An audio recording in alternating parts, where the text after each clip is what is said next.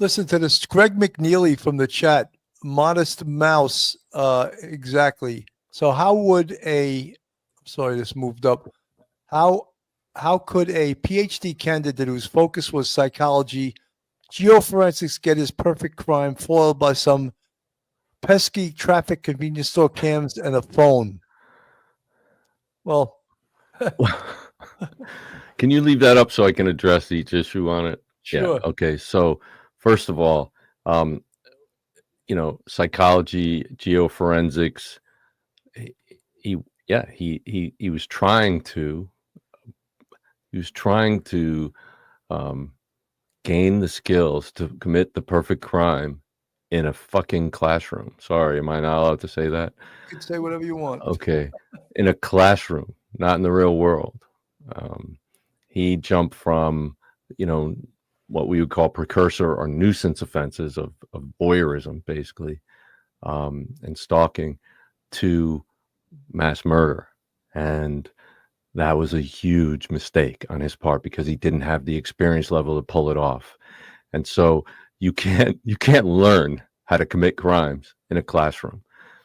And well, if you do, you're going to make bonehead mistakes like he made, because he had no idea how much adrenaline was going to be pumping through his system, how fast his heart rate was going to be going, how exhausting it was going to be, not because the stabbing, which takes a lot of energy, and the fighting of these victims takes a lot of energy, but the adrenaline rush and then the dump afterwards, like how exhausting that is. You wouldn't know that without experiencing it. Well, he experienced it, and that's probably why he didn't kill the last girl who saw him. And is it sus? Is it suspect? No. That's how much of a bonehead he is. He has no idea what actual investigators are capable of, and what technology is capable of these days, and what forensic genetic genealogy is capable of these days. And all of those things come together to foil what amounts to an idiot who thought he was better than he actually was. Jim, I'm so happy that you are leveling this playing field, because the writers like the Howard Blooms and, of course, the James Pattersons, it's in their best interest that they elevate the perpetrator to a level of this serial killer genius who was a mass murderer, and he made one mistake. No, but I'm glad you're doing it. Yeah, he made 100 mistakes. Well, Patterson, he sent his books to our unit to vet them, because he was not the expert, right? I mean, we were the experts. He knew that. He sent his books to the BAU, and we would read through them and send him notes on how far off he was, the whole Alex Cross series and all that.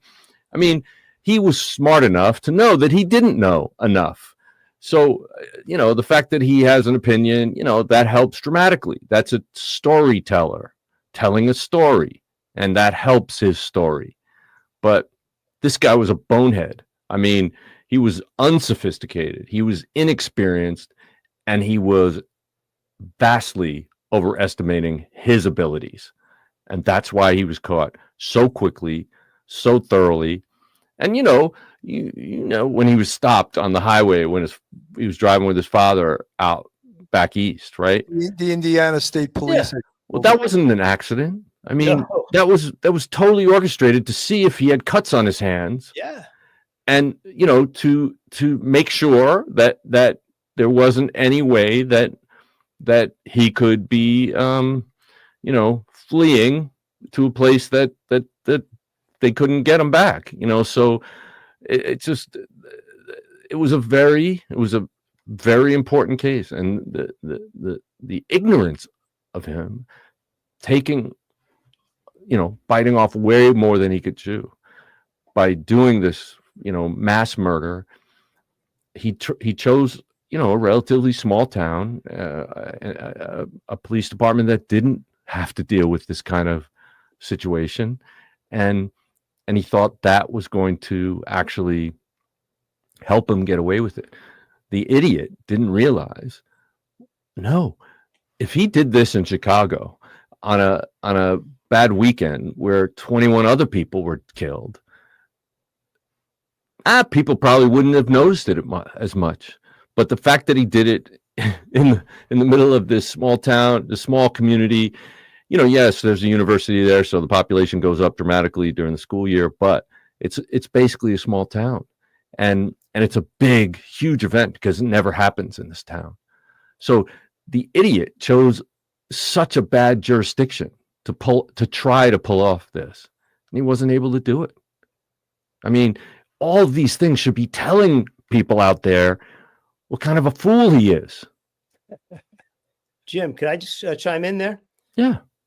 When you look at it chronologically from the time that the homicide occurs, November 13th, to the time they arrest him, December 30th, they don't get the DNA match until the very end.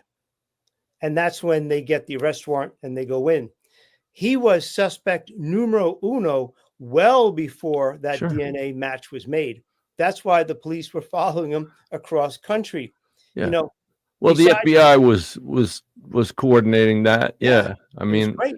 yeah. And, you know, people don't even realize, think of the car. They were talking about a white Hyundai Elantra within about a week of the homicides.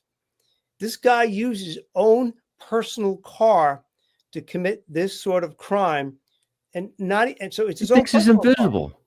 Right. And there's people have ring cameras. He's never heard of a ring camera.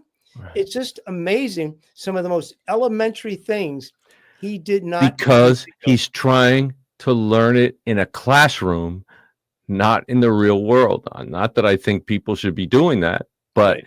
clearly he just oozes out the fact that he is not criminally sophisticated. He tried to be forensically sophisticated, but even that he failed at miserably.